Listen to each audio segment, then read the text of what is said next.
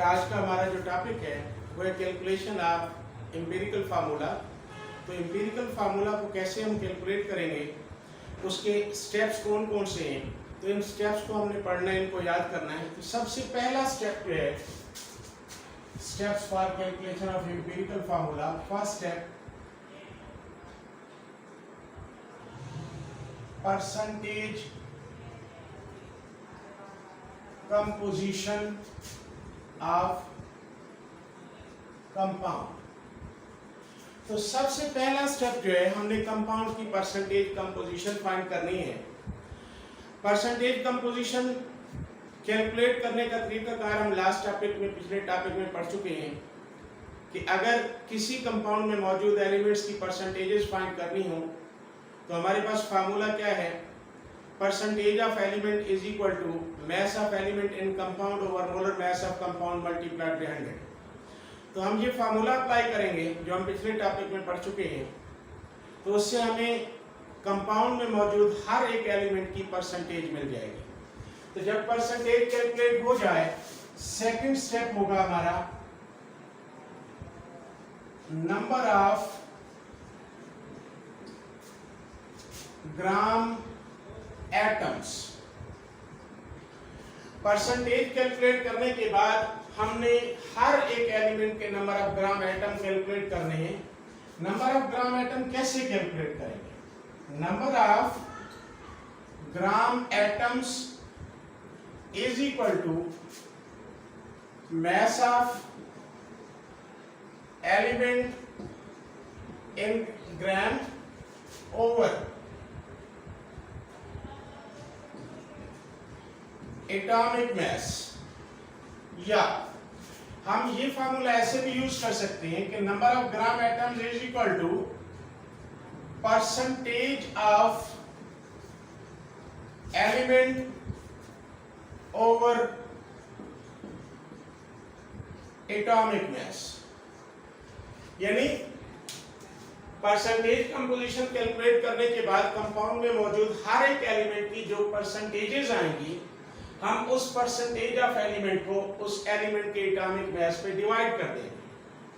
Percentage of element divided by atomic mass, तो ये क्या आ जाते हैं, नंबर ऑफ ग्राम एटम्स आ जाते हैं। क्या आएंगे, नंबर ऑफ ग्राम एटम्स। अब नंबर ऑफ ग्राम एटम हमने कैलकुलेट कर लिए। इसके बाद थर्ड स्टेप है एटॉमिक रेशो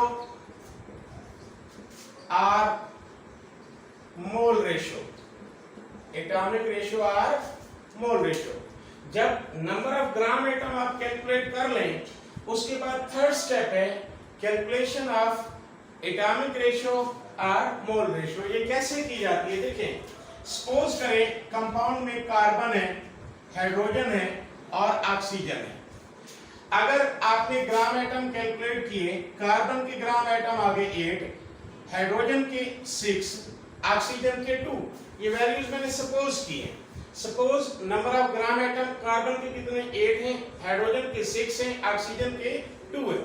तो जो यहाँ इन तीनों में से लीस्ट वैल्यू है, यानी ये 2, इसे तमाम वैल्यूज पे डिवाइड कर देंगे, डिवाइडेड बाय 2, 2 और ये 2।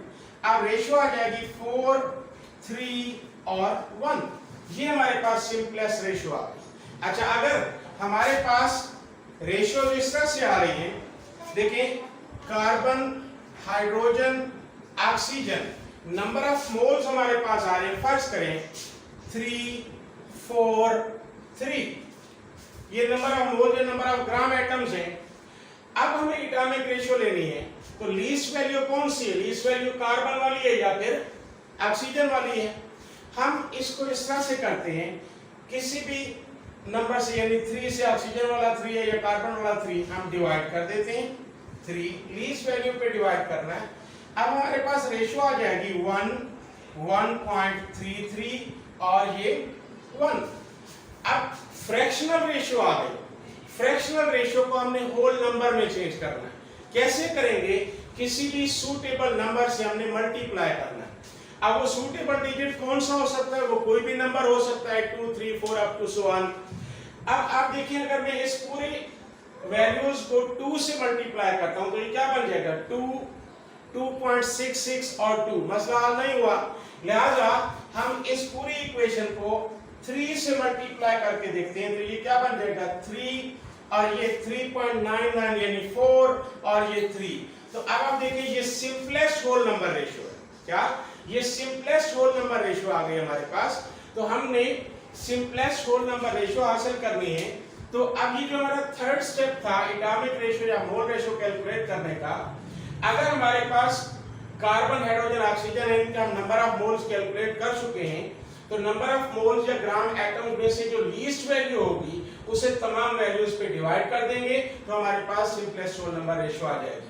अगर सिंपलेस्ट होल नंबर रेशियो नहीं आई, फ्रैक्शनल रेशियो आई है, इशारिया में रेशियो आ गई, तो उसको हमने होल नंबर में चेंज करना है।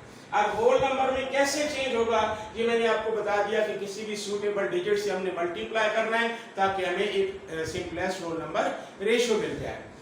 अब जब सिंपलेस्ट होल नंबर रेशियो आ गई, लास्ट पे क्या होगा, फोर्थ स्टेप ये होगा, write down the empirical formula according to ratio, यानी इस रेशियो के मुताबिक एम्पिरिकल फार्मूला लिखना है। तो फर्ज करिए इस रेशियो के मुताबिक मैं लिखता हूं, तो कार्बन कितने हैं 4, C4 आ गया, हाइड्रोजन कितने हैं 3 हैं, हाइड्रोजन H3 आ गया, ऑक्सीजन कितने हैं 1 है O, यानी C4H3O, ये क्या बन जाएगा एम्पिरिकल फार्मूला बन जाएगा। तो एम्पिरिकल फार्मूला कैलकुलेट करने के ये स्टेप्स हैं। अच्छा, इसके बाद हम एक और एग्जांपल सॉल्व करते हैं। एग्जांपल नंबर 3 है जिसमें हमें परसेंटेज कंपोजिशन गिवन है और उसमें हमने कैलकुलेशन करनी है, एम्पिरिकल फार्मूला को कैलकुलेट करना है। एग्जांपल नंबर 3, एग्जांपल नंबर 3 में हमें ये कहा गया, from ascorbic acid vitamin C contains 40.92% carbon, 4.58% hydrogen and 54.5% oxygen by mass. What are the empirical formula of ascorbic acid? अब हमें ascorbic acid की परसेंटेज कंपोजिशन दी गई है, हमें empirical formula फाइंड करना है। तो अब बेटा देखें, सबसे पहले हम लिखेंगे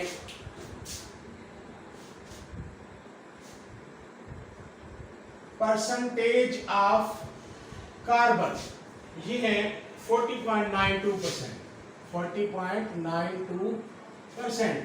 परसेंटेज ऑफ हाइड्रोजन ये है 4.58%। परसेंटेज ऑफ ऑक्सीजन ये है 54.5%। अब परसेंटेज कंपोजिशन हमें दी गई है, एम्पिरिकल फार्मूला फाइंड करना है। तो बेटा सबसे पहला स्टेप क्या था, परसेंटेज कंपोजिशन। तो परसेंटेज कंपोजिशन गिवन है, तो हमने इसके सेकंड स्टेप से चलना है, number of gram atoms find करने। तो अब बेटा देखें, number of gram atoms find करेंगे, number of gram atoms of carbon. अब number of gram atoms of carbon कैसे फाइंड करेंगे, mass of element in gram या percentage of element यानी percentage of carbon over atomic mass। अब percentage है 40.92 और atomic mass of carbon 12 है, तो ये 3.41 gram atoms. Number of gram atoms कितने आ गए हमारे पास 3.41। इसके बाद number of gram atoms of hydrogen, number of gram atoms of hydrogen. तो अब percentage of hydrogen 4.58, atomic mass 1.008, तो ये आ जाती है 4.54 ग्राम एटम्स। अच्छा, इसके बाद number of gram atoms of oxygen, अब परसेंटेज ऑफ ऑक्सीजन थी 54.5, 54.5, एटॉमिक मास है 16, तो हमारे पास वैल्यू आ जाएगी 3.406 ग्राम एटम्स। ग्राम एटम, ये यूनिट साथ साथ लिखने। अब बेटा हमने number of gram atom find कर लिए कार्बन, हाइड्रोजन, ऑक्सीजन तीनों एलिमेंट्स के। इसके बाद अब एटॉमिक रेशियो या मोल रेशियो, एटॉमिक रेशियो या मोल रेशियो। अब तरीकाकार वही है, आप लिखेंगे carbon ratio, hydrogen ratio, oxygen. अब इनके नंबर ऑफ ग्राम एटम कितने थे कार्बन के? 3.41, हाइड्रोजन के ग्राम एटम थे 4.54, ऑक्सीजन के ग्राम एटम थे 3.406। तो इन तीनों में से देखें लीस्ट वैल्यू कौन सी? लीस्ट वैल्यू 3.406 ऑक्सीजन वाली। तो हम तमाम वैल्यूज को 3.406 पे डिवाइड कर देंगे, 3.406। तो अब रेशियो आ जाती है 1:1.33:1। तो अब बेटा देखो ये सिंपलेस्ट होल नंबर रेशियो नहीं है, ये फ्रैक्शनल रेशियो आई है, इशारिया में आई है।